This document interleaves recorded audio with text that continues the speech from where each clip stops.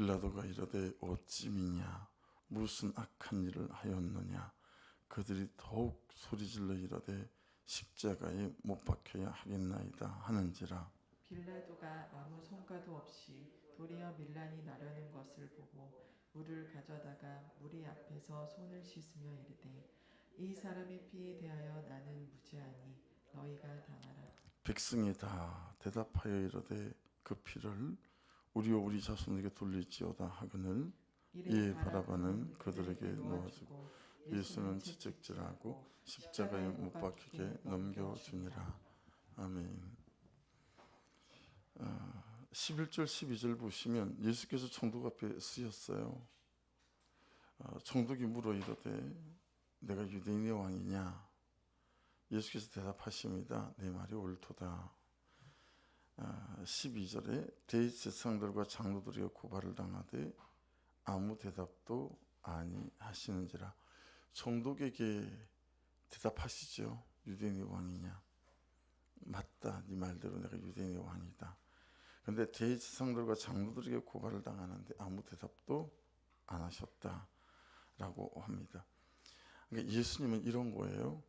살 대답을 안 하시고 죽을 대답을 하셨다라는 거예요. 왜냐하면 빌라도에게 너 유대인의 왕 맞니? 라고 물었을 때 맞다. 내가 유대인의 왕이다. 라고 대답하는 것은 빌라도에게 정치적으로 보일 수 있는 거죠.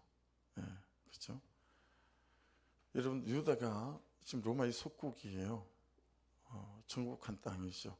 그래서 로마 황실에서 빌라도를 총독으로 파견해 놓은 거예요. 그렇죠? 그러니 빌라도가 가장 중요하게 생각하는 건 뭐예요? 이 유대 땅이 독립하기 위한 또 다른 정치 집단이나 독립 집단이 생기는 것들이 빌라도에게는 가장 큰 염려고, 그래서 군대를 주둔시키는 이유이겠죠. 근데 예수님이 맞다, 내가 유대인의 왕이다 라고 말하는 것은 다분히 정치적인 발언이죠. 그렇기 때문에 이건 살려고 하는 대답이 아니고 죽으려고 하는 대답이다 라고 하는 거예요. 빌라도에게 예수님을 죽일 명분을 갖다 주는 대답이다 라고 하는 것입니다. 너무 지혜롭지 못한 대답이고 어리석은 대답일 수 있겠죠. 근데 예수님은 마치 죽기로 작정한 사람처럼 네 말이 옳도다 이렇게 대답을 하신다라고 하는 거예요. 그리고 한번 묵상해 보세요. 묵상을 해보면 이런 식의 비슷한 대답과 삶을 하고 살았던 사람들이 이 성경에 우리 믿음의 선배님들 중에 여러분들이 계신다는 것이 금방 머리에 떠올라요.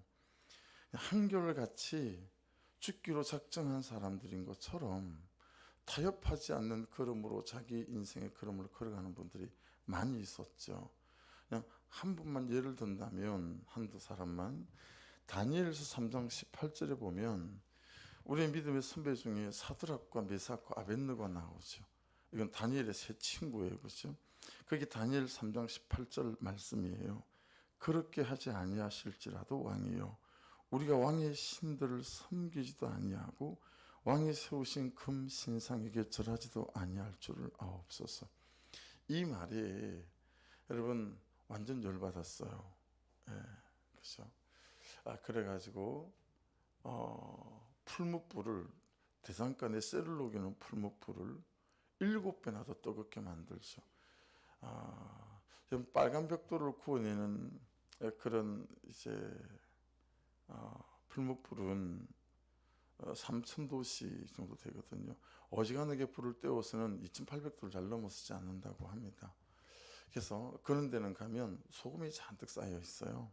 소금이 정말 많이 쌓여 있거든요. 2,800도에서 나머지 200도를 끌어올릴 때 뭘 붓냐면 소금을 갖다 부어요. 소금을 갖다 보면 순간적으로 화력이 한 200도가 상승한다고 합니다. 그렇게 만들어서 이제 하강한 벽돌을 구워낸단 말이에요. 그러니 7배라고 했다면 이게 3,000도씨를 떼어놓는 거예요. 그렇죠? 그렇게 해서 집어넣잖아요. 그런데 앞에서 이 사람들이 살 선택을 하지 않고 죽을 선택을 하는 거잖아요. 다니엘에 대해서도요. 6장 10절에 보면 다니엘이 이 조서에 왕의 도장이 찍힌 것을 알고도 자기 집에 돌아가서는 윗방에 올라가 예루살렘을 향한 창문을 열고 전에 하던 대로 하루 3번씩 무릎을 꿇고 기도하며 그의 하나님께 감사하였더라. 이 전까지는, 그 전날까지는 이 다니엘이요 예루살렘을 향한 창문을 열고 기도하지 않았다라고 하는 거죠. 근데 이날부터 오히려 창문을 열고 그냥 죽을 선택을 하는 거예요. 왜냐하면 이제 왕의 신상 말고 기도하거나 절하면 죽어야 된다는 조서에 도장이 찍힌 걸 알고도 불구하고 여러분 예수님처럼 다니엘, 사드락, 아벳느고, 메삭은 죽을 선택을 한다라고 하는 것입니다. 왜 그러겠어요? 그들이 주님이 왜 그러시죠? 그들은 왜 그럴까요? 그들의 중심 속에 뭐가 있는지 우리가 능히 짐작하고도 남아 있지 않습니까? 그래서 하나님이 정말 살아계신 하나님이시고, 그렇죠? 그리고 지금도 그 하나님이 이 땅을 통치하시고 라고 하는 것에 대한 추의 여지가 없는 그런 믿음의 고백이다 라고 하는 것입니다. 그래서 여러분 한번 생각해 보십시오. 나는 주로 어떤 것으로 고발을 당하나 라는 거예요. 나는 주로 어떤 것으로. 여러분들은 사람들에게 어떤 고발을 당하십니까? 근데 여러분 자기 자신이 자기 자신을 고발할 때가 대단히 많습니다. 그걸 하기로 했는데 그걸 하지 않으면 내가 나를 고발하죠. 난 어쩔 수 없나 보다. 그래서 여러분 사실은 있잖아요. 자존감 같은 경우는 다른 사람이 잘한다 해서 자존감이 생기는 것도 아니에요. 진짜 자존감은 뭔지 아세요? 내가 할 일을 하면 내게 자존감이 생겨요. 내가 해야 되겠다 결정한 것들을 하잖아요. 그럼 자존감이 생겨요.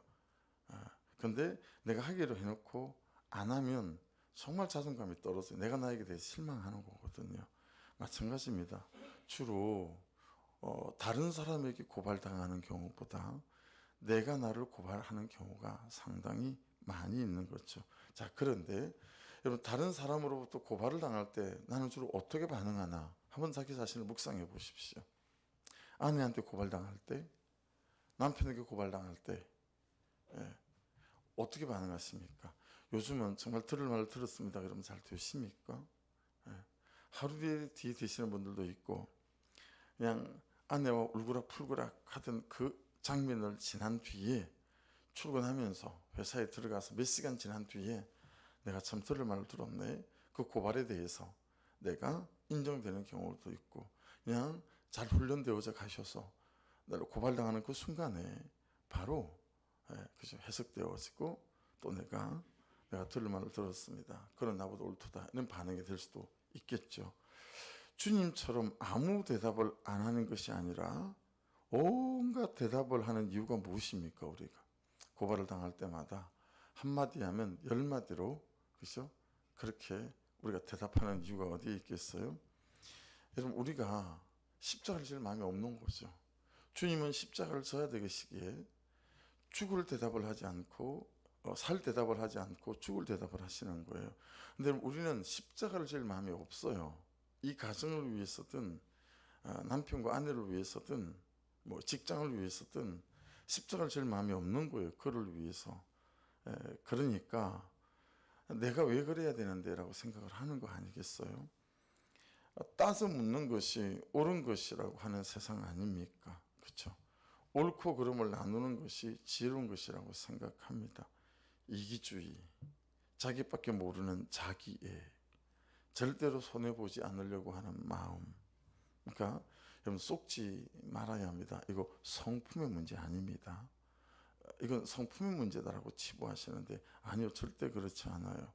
그래서 잘 막 따져 묻고 옳고 그름으로 막 대들고 그런 사람들이 그게 괜찮아지고 난 다음에 하루가 지난 다음에 내가 좀 다혈질이라서 근데 나는 말하고 나면 뒷것은 없어요. 뭐 이런 식으로 둘러대는 거, 성품의 문제, 성격의 차이로 둘러대는 거, 이거 여러분 쏘는 겁니다. 그게 그렇지가 않습니다. 여러분 삶의 전제에 문제가 있기 때문에 그런 거예요. 다시 말씀드릴게요. 성품의 문제가 아니고 삶의 전제에 문제가 있는 거예요. 자, 앞에 읽어드렸던 사드락, 메삭, 아벳느고들이 말하는 말을 들어보시고 다니엘의 말을 들어보시고 주님의 대답을 들어보십시오. 이건 그들이 좋은 성품을 가졌기 때문에 그렇게 말하는 게 아니에요. 여러분, 죽고 사는 문제, 성품이 무슨 대수입니까? 성품의 문제가 아니고요. 삶의 전제가 다른 거예요. 삶의 전제. 그러니까 죽음은 천국과 지옥이 너무 분명한 거죠. 하나님의 심판이 분명한 거예요.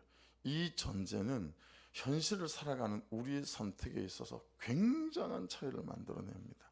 그러니 여러분, 열심히 사시는 거 괜찮고 좋은 옷을 좋아하시는 것도 괜찮아요. 다 괜찮아요. 그런데 항상 이 마음속에 어떤 전제를 갖고 살아야 되냐면 내가 죽고 난 다음에 천국과 지옥이 확실하다라고 하는 이 삶의 전제, 하나님의 심판이 나를 기다리고 있다는 확실한 이 전제가 살아있어야 돼요. 이 전제가 살아있어야 돼요. 이 전제가 시퍼렇게 살아있어야 합니다. 이게 살아있지 않으면 우리는 항상 여기가 중요한 거예요.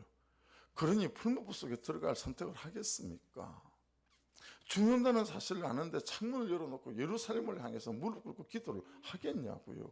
그 삶의 전제가 없으면 십자가를 져서 이 모든 세상을 구원해야 된다라고 하는 이 전제가 없으면 어떻게 예수께서 죽을 대답을 하시겠냐고요. 그렇죠? 그러니까 여러분, 성품의 문제 절대로 아닙니다. 그건 속는 거예요. 우리의 삶의 전제가 문제가 있는 거고 삶의 전제가 다른 거예요. 그리고 여러분 스스로를 돌아보시거나 주변을 잘 돌아보셔야 합니다. 그래서 삶의 전제가 다른 사람이 있습니다. 우리 중에도 삶의 전제가 다른 사람이 있어요. 그래서 삶의 전제가 다르면 다른 선택을 하게 돼 있습니다. 근데 삶의 전제가 뒤바뀌지 않잖아요. 그럼 다른 선택을 절대 할 수 없습니다. 살 대답을 하고 살 궁리를 하지 죽을 궁리를 하지 않는 거예요. 그러니 여러분, 나는 왜 사는가? 이런 질문에 대한 대답에 구원을 위하여 이런 삶의 대전제가 있느냐 없느냐, 이거 여러분 잘 살펴야 하는 거죠. 예수께서 죽을 궁리, 죽을 대답을 하시는 이유는 뭐예요? 구원을 위하여 이런 삶의 대전제가 있는 거예요. 생각해 보세요. 남편의 구원을 위하여 라고 한다면 내가 여러분 살 대답을 하지 않고 자기에 기반한 대답을 하지 않고, 그렇죠? 십자가 지는 대답을 하는 거죠. 구원을 위하여, 내 아내의 구원을 위하여. 여러분, 내 남편의 구원을 위하여 뭐예요? 내가 십자가 지는 대답을 하는 거예요. 그렇죠? 근데 그거 없으면 성질대로 사는 거예요. 성질대로. 여러분, 자식들 그냥 전도의 대상자로 보셔야 합니다. 전도의 대상자로. 어머님, 부모님들 전도의 구원의 대상으로 보셔야 돼요. 구원의 대상으로. 그래서 그냥 내가 죽을 대답을 하고 내가 십자가 지는 적용을 하는 거예요. 근데 그걸 성품으로 대하려고 그래요. 그걸 태도를 가지고 대하려고 그래요.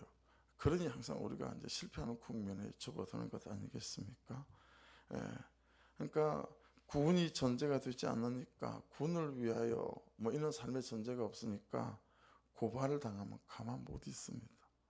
그렇죠? 당신 왜 이래? 너 왜 이래? 뭐 가만 못 있습니다. 억울함을 얘기해야 되고, 그렇죠? 내 분노를 얘기해야 되고, 그렇죠. 지금 이제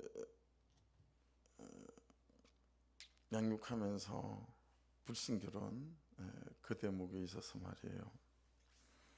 왜 믿는 부모님들이 불신결혼을 목숨 걸고 강하게 말리지 못하고 말려지지가 않는가 라고 하는 대목에서 삶으로 보여준 것이 없기 때문에 그렇다라는 거죠. 삶으로 보여준 게 없는 거예요. 아니, 어머니도 집사님이고 아버지도 집사님이고 그런데 허구한 날 싸우시고 미워하고 갈등하고 그렇게 사시지 않았습니까? 도대체 제가 신결혼을 해야 될 이유가 어디 있습니까? 이렇게 자식이 대답할 때 우리가 어떻게 대답을 하느냐라는 거예요. 이건 신결혼을 할 이유를 자식들이 평생에 가지고 살았던 거예요. 소용없다. 예수 믿는 남편을 만나도 소용없고 예수 믿는 아내를 만나도 소용없는 거구나. 그냥 착하고 지혜롭고 나를 잘 도와줄 그냥 그런 배우자 선택하면 제 일이겠다. 그 생각하고 믿고 안 믿고가 결혼의 첫 번째 조건은 절대 아니고 성품 좋은 남자, 성품 좋은 여자를 찾는 거예요. 왜냐하면 예수를 믿어도 자기 엄마를 보고 자기 아빠를 보니까 이거 소용없는 거예요. 그러니 어떻게 불신결혼을 떠도말리겠냐고요. 야, 그거 말고 다른 게 있단다. 그렇게 말할 겁니까, 우리가? 여러분, 삶의 전제가 다르니까, 삶의 전제가 다르니까 대답하는 대답을 내가 죽을 대답을 하고 그를 살릴 대답을 하는 거예요. 그렇죠? 근데 우리는 반대잖아요. 내가 살 대답을 하고 그를 죽일 대답을 하는 거 아니겠습니까? 근데 이게 바뀌어야 된다. 이 삶의 전제가 달라지면 구원을 위하여 천국과 지옥이 있다는 이 전제 속에 살아가게 되면 그를 살리고 나를 죽일 대답을 할 수밖에 없다. 그를 살릴 태도를 가지게 되고 내가 죽을 태도를 가질 수밖에 없다라고 하는 것을 오늘 예수님을 통해서 우리가 본다라고 하는 거예요. 그래서 13절 14절 한번 보시겠어요? 이 빌라도가 이르되 그들이 너를 쳐서 얼마나 많은 것으로 증언하는지 듣지 못하느냐 하되 14절 한마디도 대답하지 아니하시니 총독이 크게 놀라워하더라. 여러분, 이 부분에 대해서는 야, 너를 죽이려고 수많은 증언을 갖고 있다. 한마디도 주님이 대답하지 않으세요. 우리 같으면 어떡하겠어요? 우리는 오해받지 않는 것이 너무너무 중요하죠. 그렇죠? 내 선한 의도가 곡해되지 않는 것이 너무너무 중요해요. 그래서 내 동기에서부터 그렇죠? 다 풀어놔야 돼요. 그렇죠? 우리는 아무리 그래도 구원을 위하여 손해 보는 거 안 될 일이고 구원을 위하여 참는 거 그것도 못할 일이고 그렇죠? 구원은 구원이고 내 성질머리는 내 성질머리고 그래서 죽자 살자 싸우는 거죠. 그리고 내 옳고 그름을 주장하는 거죠. 그래서 그 분노와 혈기로 상대방을 무릎 꿇려야 시원하지 않습니까? 그렇죠? 속 시원합니다.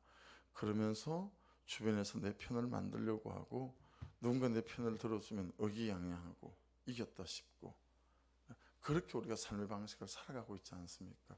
여러분 생각해 보세요. 말씀을 볼 때 그런 삶이 옳은가라고 하는 거예요. 그런 삶이 나를 살리겠습니까? 그를 살리겠습니까? 자존감은 어디에 생기는 줄 아세요? 해보십시오. 정말 내가 잘못한 게 없는데 예수님처럼 여러분 죽을 대답을 하고요. 십자가 지는 적용을 하면 자존감이 정말 뿜뿜이에요. 자존감이 그냥 올라와요. 아무리 내가 지금까지 살았던 게 어떤 실패를 당하고 그랬다고 할지라도 아무 관계 없어요. 여러분 말씀대로 정말 십자가 지는 적용을 하잖아요. 그럼 이 자존감이 얼마나 우리를 행복하게 만드는지 몰라요. 말씀을 따라간다고 하는 게. 그 부분이 제가 잘 이해가 되지 않는 부분이에요. 왜 말씀을 따라가면서 힘들다, 불행하다 소리밖에 안 하는지 전 너무 마음이 어려울 때가 사실은 좀 있습니다. 말씀을 따라가고 순종하면 이렇게 자존감이 뿜뿜되고 올라가고 너무너무 감격 있고 행복이 있는데 도대체 십자가 지는 삶이 왜 불행하다고 말하는지. 그래서 제가 가진 결론은 그거예요. 십자가 안 지는구나. 십자가 안 지는구나. 말씀대로 십자가 안 지는구나. 여러분 말씀대로 십자가를 지잖아요. 그러면 불행해지지 않습니다. 오히려 감격이 있습니다. 왜냐하면 그를 살리는 거잖아요. 가정을 살리는 거잖아요. 이게 다르거든요.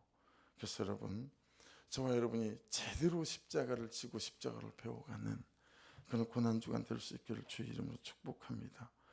여러분 이제 빌라도에 대한 얘기인데요. 18절을 보세요. 이는 그가 그들의 시기로 예수를 넘겨준 줄 알미더라. 이거 여러분들이 정말 잘하는 말 아닙니까? 이는 그가 그들의 식으로 예수를 넘겨준 줄 압니다. 빌라도가요 훤히 꿰뚫어 봤어요. 예수가 죄가 없는 걸 훤히 꿰뚫어 봤고요. 이 사람들이 예수를 죽일 작정으로 없는 죄를 뒤집어 씌워 누명을 씌워서 이렇게 하는 거구나 훤히 알아요. 근데 아는 대로 선택하지 못해요. 아는 대로 태도를 가지지 못해요. 그래서 여러분, 주여 저 좀 불쌍히 여겨주세요. 진짜 이 고백이 우리에게 있어야 될 고백이다 라고 하는 거예요. 여러분 19절도 보세요. 총독이 재판석에 앉았을 때에 의미가 있는 거예요. 재판석에 앉았다라고 말하는 거 아니에요. 그러니까 여러분 땅 예수 죄 없어 말 한마디만 하면 되는 거죠. 마침 재판석에 앉았을 때 그의 아내가 사람을 보냈어요. 총독의 부인이 저 옳은 사람에게 아무 상관도 하지 마옵소서. 오늘 꿈에 내가 그 사람으로 인하여 애를 많이 태웠나이다 하더라. 요즘 아니고 2000년 전이에요. 그렇죠? 이 당대에도 여성들이 여러분 남편에게 그것도 공무를 집행하고 있는 재판의 현장 가운데서 여러분 아내가 나타나서 또는 사람을 보내서 여러분 이렇게 재판 자체에 영향을 미치려고 하는 시도들이 잘 안 하는 시도죠. 하면 큰일 나는 시도죠. 너무너무 아내가 절박했던 거예요. 너무너무 확실했던 거예요. 연어 꿈 같지가 않았던 거예요. 우리 남편이 만일에 예수를 죽이는 언도를 냈다가는 큰일 나겠다. 그래서 여러분 너무너무 절박한 마음으로 이 총독의 아내가 사람을 보내서요. 절대 안 된다. 저 사람 손대지 말아라. 이렇게 한 거잖아요. 자, 자기가 알죠? 자기 아내가 알아요. 그렇죠? 우리 대충 다 알지 않습니까? 근데 아는 대로 결정하고 선택하지 않아요. 그게 저와 여러분의 현주소예요. 빌라도가 우리예요. 빌라도의 현주소가 우리의 현주소인데 어떻게 되냐 이거죠. 어떻게 되냐. 아는 대로 살지 못하는 이 삶은 어떻게 해야 되겠느냐. 여러분 다 알지 않으세요? 어떻게 살아야 되는지. 지금 어떤 결정과 선택과 태도를 가져야 다 알지 않으세요? 근데 여러분 아는 대로 사라지십니까? 아는 대로 내 태도가 결정이 됐어요. 아는 건 아는 거고 삶은 따로인 거예요. 이게 우리의 현주소고 빌라도의 모습이 내 모습이다라는 게 전 너무 인정이 되는 거예요. 여러분 그러니 깨달으신 대로 아는 것이 삶의 선택과 결정과 삶이 될 수 있는 그 은혜가 여러분과 제게 있기를 주의 이름으로 축복합니다. 질문해 보셔야 됩니다. 꼭 이 질문 오늘 기도하시고 하루를 사시면서 질문해 보시고 적용해 보셔야 됩니다. 주님 제가 아는 대로 어떻게 살아질까요? 어떻게 해야 될까요? 그럼 주님이 대답하실 겁니다. 주님 제가 아는데 안 살아서요. 아는데 그는 선택을 못해요. 어떻게 해야 되죠? 주님이 여러분에게 충분히 대답하실 거예요.